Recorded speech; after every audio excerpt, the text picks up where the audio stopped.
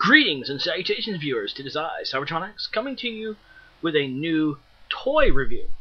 As you can notice by the opening credits, it's something different. I'm doing a Marvel's Legends Dr.Ock or Dr. Octavius figure review. Yes, this is a figure. This isn't a statue. I'll show more on this when I do the detail portion. But this is Dr.Ock from Spider-Man.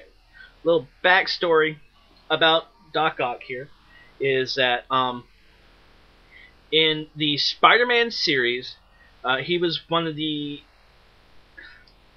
if I remember right, I think he was one of the second villain to be given to Spider-Man.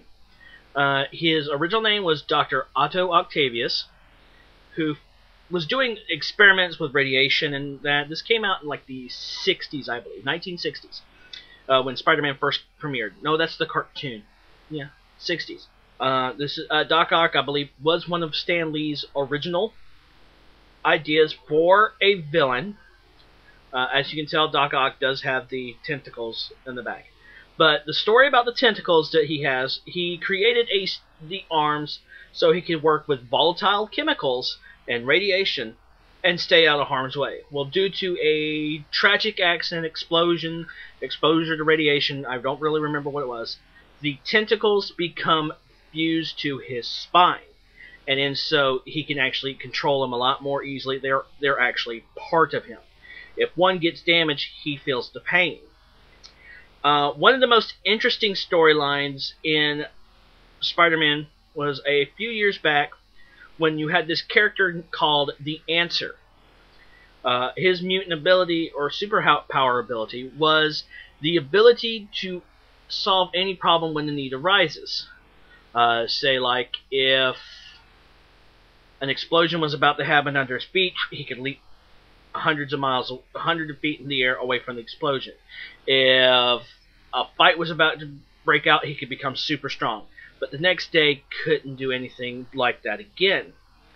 But it involves Dr. Octavius when he was captured, and they removed the tentacles, but they were still connected to his brain. They destroyed the arms, and he felt the pain.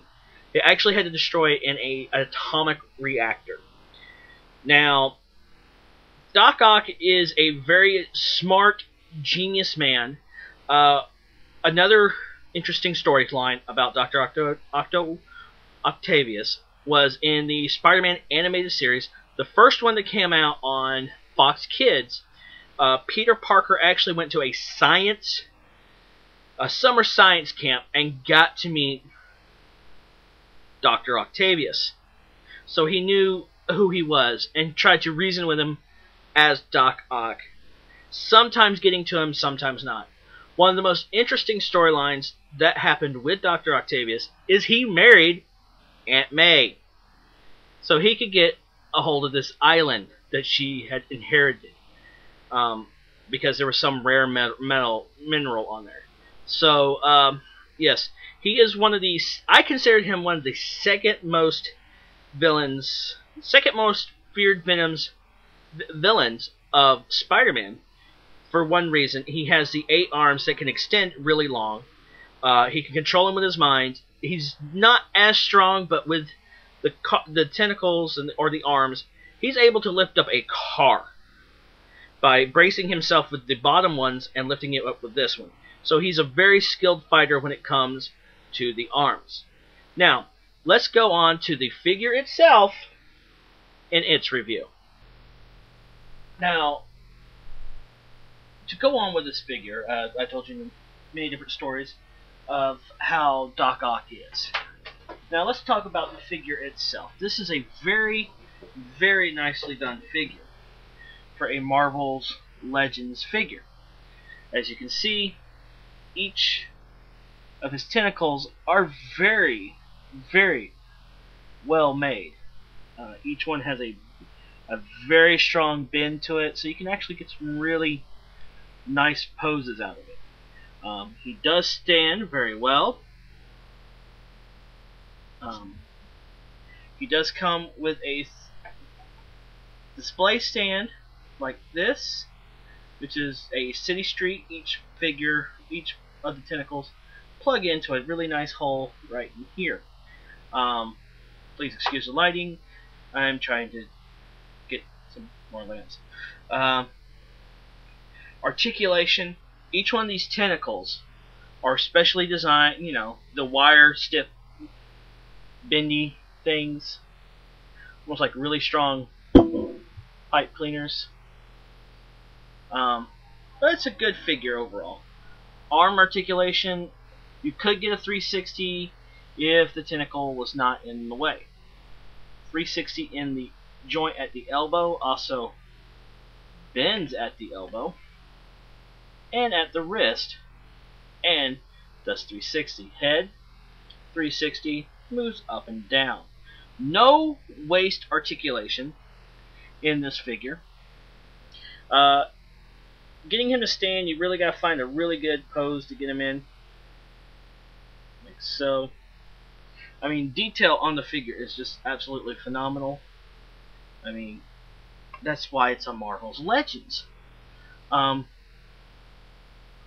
My webcam doesn't want to stay up. I gotta tighten it. It is a really nice figure. And look at his feet. Big feet. Big old massive feet. He is a really nice figure. Size comparison wise, this is a Marvel's Legends black suit Spider-Man. As you can see, a little bit bigger, but they go along in the same deal. Actually, this is a set of Dr.Ock versus the black suit Sergeant Spider-Man. He's going to get his own review later on. But to show you how big he is, this is my R2D or my C3PO figure from Star Wars. And yeah, he's a pretty big figure. Hey, look at that.